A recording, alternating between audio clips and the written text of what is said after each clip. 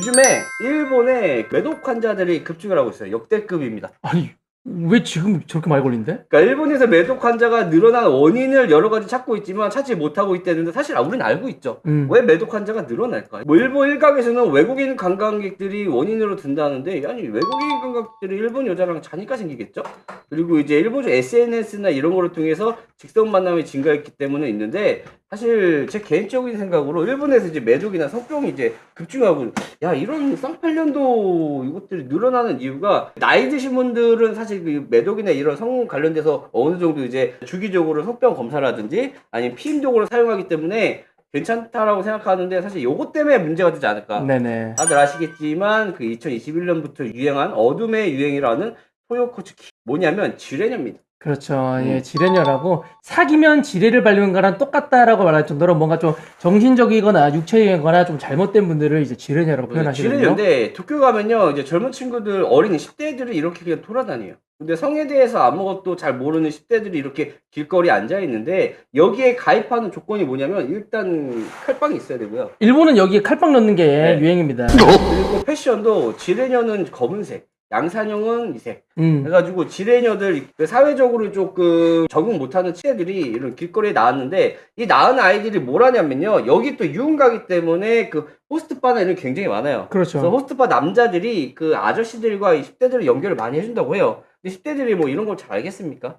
그래서 이런 것들이 계속 번지면서 일본의 그 매독 환자들이나 성병 환자들이 급증하는 게 아닐까라는 생각이 들어요. 왜냐면 10대들은 사실 그 성적이나 이런 부분을 잘 모르잖아요. 그렇죠. 그렇기 때문에 더 그렇고요. 여기 보시면 토요코 키즈라고 네네. 부르잖아요. 왜 토요코인지 아십니까? 뭡니까? 토요코 호테라피예요. 오. 그러니까 가부키초나 이런 이제 조금 이제 슬럼화 되어 있는 곳에 있는 호텔 앞에 저 여자애들이 앉아 있는 거예요. 그러면 뭔 말이냐? SNS를 통한 직선 만남이라고 하죠. 네네. SNS 혹은 아까 있었던 남성분들 네네. 그런 분들이 오셔가지고 조건 만남이라고 하죠. 근데 이게 참 그 10대들한테 그러고 싶을까? 그리고 요즘 많이 그러고 있답니다. 일본이 뭐 요런 저런 그 문제들 때문에 또 성병이 좀 확산이 되고 있다고 하고요. 또 옆 나라로 좀 넘어가 보면은 옆 나라에 뭐가 있냐면은 중국 친구들 있죠. 중국 친구들 같은 경우는 이민이 좀 많이 급증했다고 하네요. 상하이 봉쇄나 이런 걸 때리면서 이제 이민 문의가 엄청나게 급증했다고요. 왜냐면 너무 이제 억압받고 이러니까 이민 문제들이 좀 많이 문의가 급증하고 있고 중국 같은 경우는 어디로 가겠습니까? 한국으로 옵니다. 캐나다, 호주, 미국 이런 데도 많이 가는데 한국으로도 좀 이민이 많이 급증한다 라고 보시면 될 것 같습니다. 일본은 지금 성 문제 때문에 사회적 이슈가 굉장히 많이 되고 있고 중국 같은 경우는 코로나 봉쇄로 인해서 이제 이민자들이 급증하고 있다. 그래서 주변 국가는 이렇다라고 좀 보시면 될 것 같아요. 상하이 봉쇄가 얼마나 심각하냐면 네네. 이제 지급되는 음식들의 질이 너무나 떨어지니까 요즘 상하이 주민들끼리 물물 교환하고 있답니다. 그래서 지금 상하이에서 물물 교환하고 있는데 물물 네네. 교환비가 어떻게 되는지 아세요? 어떻게 됩니까? 여기는 이제 화폐가 바뀌었습니다. 화폐! 여러분 전쟁 나거나 봉쇄당하거나 혹은 천지재변이 일어나면 뭘부터 사해드린지 아세요? 담배, 금 비싸. 사람들은 일반적으로 금이랑 교환할 만한 그런 가치가 있는 물건들을 별로 안 팔고요. 일상적으로는 담배를 교환합니다. 하여튼 그렇게 많은 분들이 담배를 피시다 보니까 네네. 이제 화폐로 담배를 쓰시고요. 그리고 또 저와 같이 콜라 없이 못 사시는 분들이 네. 많아서 코카콜라와 담배가 이제 상하이에서는 화폐로 쓰이고 있답니다. 오, 그 정도로 문제가 심각하네요. 네, 사람들끼리 배급받은 거를 담배랑 해가지고 이렇게 물물교환 이렇게 하고 있답니다. 그러니까 부유층 같은 경우는 빨리 빠스러나기 위해서 이민 문의가 많이 늘어날 수밖에 없는 맞아요. 상황이다라고 보시면 될 것 같고 또 이제 미국이나 우리나라 쪽으로 넘어오면은 나스닥이 작살이 났어요. 왜 떨어졌냐 봤더니 파월용님께서 5월달에 0.5포인트 금리 인상 더 빨리 움직여야 된다는 이런 것들, 그러니까 금리 인상을 0.25포인트씩 하거든요. 네네. 0.5포인트 많이 나오면서 물가 안정 필요하다고 얘기했죠. 그 얼마 전까지만 해도 인플레이션, 물가 상승은 일시적이다라고 얘기했지만 갑자기 그 재임을 하면서 돌변한 태도 때문에 주가가 좀 많이 폭락을 했습니다. 폭락을 하면서 우리나라 주가도 좀 많이 빠지긴 했지만 그 나스닥이 빠지면서 비트코인도 같은 모습으로 좀 빠지기 시작했습니다.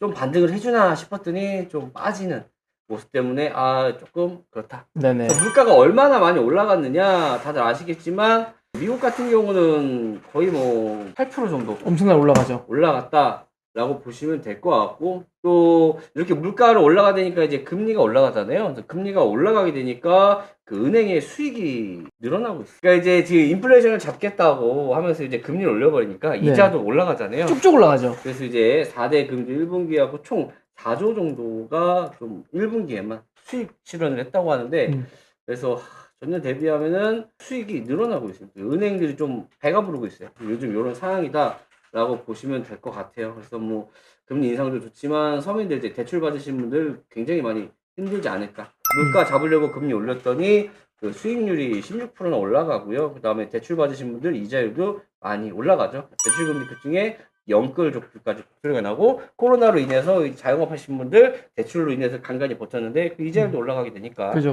많이 힘든 상황이지 않을까. 투자하시는 분들이나 뭐 자영업 하시는 분들 둘 다 힘든 상황이 아닐까라는 생각이 좀 많이 드네요. 네, 그리고 이게 물가 잡으려고 지금 금리 엄청나게 올리고 있잖아요. 네네. 이게 진짜 애매한 내용이 지금 물가가 엄청 올려가지고 누군가가 힘들잖아요. 물가가 이제 금리를 내려거나 금리를 가만히 놔둬도 또 문제더라고요. 와, 이게 옆나라 일본은 미국과 반대로 금리를 올리면 서민들이 힘들다. 네네. 그러니까 우리는 금리를 동결시키겠다 했더니 환율이 박살난 거죠. 화폐 가치가 지금 작살났죠. 네. 20년 역대급으로 환율이 작살나면서 지금이 엔화 살 기회인가? 라는 얘기들이 굉장히 많이 나오고 있어요. 네, 그런데 사람들은 이제 더 떨어진다라고 했을 정도로 금리를 따라 올리지 않으니까 오히려 문제 현상이 벌어지니까 이게 올려도 문제, 가만히 있어도 문제, 내려도 문제인 이 총체적 난국이지 않나 싶습니다. 그다음에 이제 물가가 계속 올라가잖아요. 근데 우리나라 다들 아시겠지만 우리나라는 좀 이상한 물가 지수가 있어요. 다들 보시면은 체감 물가 무섭게 치솟는데 미국의 절반밖에 안 된다고 이런 뉴스가 있죠. 미국 같은 경우는 거의 8% 정도인데 우리나라는 3.7%밖에 안 되죠. 왜 이렇게 우리나라는 적게 측정됐을까라고 보시면 주거비가 빠진 이상한 물가 지수라고 다들 말씀드렸지만 1965년부터 첫 조사가 시작된 이후 소비자 물가 상승률 단골로 몰매를 받고 있어요. 야, 뭐래만 이 정도 50년을 국제노동기구와 한국은행이 나서서 이거 집값 상승분을 명확하게 반영해라 라는 내용들도 있었는데, 뭐라 그러냐면 물가 지수가 주거비 포함 여부는 사회적 합의가 이루어져야 됩니다. 사회적 합의를 60년째 그 누구와 합의를 보는 거야 이거? 60년째 사회적 합의를 못 보고 있어서 이런 그래서 이거는 안 맞는다는 거죠. 그래서 OECD 국가에서 우리나라 뭐 물가 상승률이 낮다, 실제로 안 맞는다. 왜 안 맞느냐? 1965년도부터 조사가 시작됐는데 여러 가지 기관들에서 바꿔야 된다고 하지만 사회적 합의가 60년째 이루어지지 않아서. 왠지 아십니까? 왜 그럽니까? 이걸 바꾸잖아요. 네. 그 물가 상승률이 확 올라가잖아요. 왼손이 됐든 오른손이 됐든 사실 타이밍을 잡았던 정권에서 물가 지수가 올라가면 어떻게 돼? 지지율이 떨어지죠. 그러니까 60년째 못 바꾸는 겁니다. 내가 지금 이제 나라를 잡고 있는데 이거 바꾸는 순간 이제 잘못되니까. 그쵸? 내 평판이 낮아지니까. 그쵸? 그러니까 60년째 못 바꾸고 있는 게 아닐까. 또 전체적으로 보면은 우리나라는 자가주거비가 빠져 있죠. 네. 이거 플러스 하면은 미국이나 우리나라는 별반 차이 없습니다. 부동산이나 이런 것. 그 다음에 높은 유류세, 유가 상승을 감춘다. 이게 무슨 말인지 아십니까? 무슨 말이에요? 그러니까 우리나라는 그 유류세 세금이 겁나 세요. 네. 그 미국이나 이런 거보다 겁나 세니까 그 유가가 올라갑니다. 그러면은 외국 같은 경우는 세금이 낮으니까 전체적으로 유가가 같이 올라가죠. 네. 근데 우리나라는 뭐 합니까? 세금을 낮춰버려요. 그러니까 낮출 수 있는 폭이 크니까 야, 이거 올라오면은 세금을 떨구니까 그렇게 상승률이 높지 않아. 네네. 그래서 이걸 감출 수가 없어요. 물가 상승률은 적응이 안 되는 거죠. 왜? 애초에 세금이 이만큼이니까 기름값 올라와? 그럼 세금 낮춰서 가격을 맞춰버려요. 아, 그러면 유가에 대한 이제 물가 지수가 빠지게 되는 거네요. 그쵸. 그래서 유가에 대한 물가 지수가 일단 빠지고요. 이거는 뭐 부동산 빠지는 거 다들 아실 거고. 그 다음에 공공요금 인상 억제원. 이건 뭐냐면 다들 아시겠지만 전기요금이나 이런 것들이 우리는 이제 국가에서 이제 통제를 하잖아요. 그래서 안 올리고 이거 막잖아. 네. 그래서 우리나라 같은 경우는 이제 그 전기료가 사실 원가보다 더 싸게 공급이 되는. 그건 좋은 것 같기도. 그쵸. 근데 그게 다 우리의 빚이에요. 그렇죠. 그게 쌓이죠. 그리고 또 이제 공공요금 중에서 버스라든지 지하철 요금이 진짜 싼 나라 중에 하나고, 맞아요. 그리고 무인승차가 엄청나게 많기 때문에 이제 무인승차는 이제 65세 이상의 이제 할아버지 할머니들을 위한 공짜죠. 네네. 그런 걸로 인해 가지고 지금 엄청나게 적자인데 전부 다 세금으로 메꾸고 있죠. 네, 그래서 요것도 이제 그 물가 올라가는 거에 이제 제재가 되는 항목을 했고요. 왜냐면 다른 나라들 다 올라가고 있는데 요거 막고 요거 빼고 요거 억제하니까 물가 상승률이 좀 떨어진다. 그리고 무상교육도 우리나라가 잘 돼 있기 때문에 이런 부분에서도 물가 상승률이 땀보다 좀 잡힌다. 뭐 중요한 건 이거겠죠. 이런 게 빠졌겠죠. 이거 넣으면 우리나라 2, 3% 더 올라가거든요. 그래서 사실 가장 중요한 거는 밀, 곡류, 그 다음에 우리가 실제 사용하는 모든 게 다 올라가잖아요. 그래서 실제 사용하는 건 다 올라가고 있다. 그래서 지표가 우리나라는 제대로 잘 맞지 않는다. 언제부터? 1965년도부터 잘 맞지 않는다. 그래서 OECD 국가들과 비교할 건덕지가 없다. 실질적으로 우리가 체감하는 거는 훨씬 더 크잖아요. 네네. 그렇게 보시면 될 것 같습니다.